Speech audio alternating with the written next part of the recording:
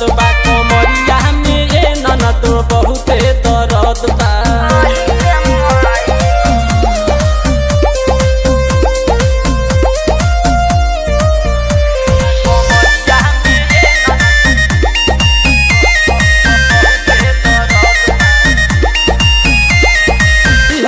चटैया या भुइया बिछाई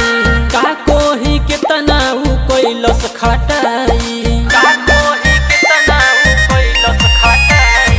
लिहलो चटैया या भुइया बिछाई का कोही कितना उ कोइलस खटाई कोइलस खटाई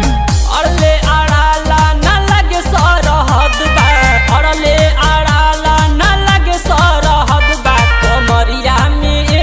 तो बहुते दर्द बा कमरिया में ए ननद बहुते दर्द बा कमरिया में ए बहुते दर्द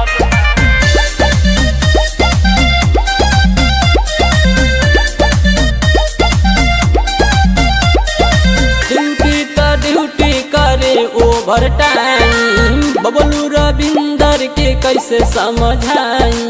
बबलू रविंदर के कैसे समझाई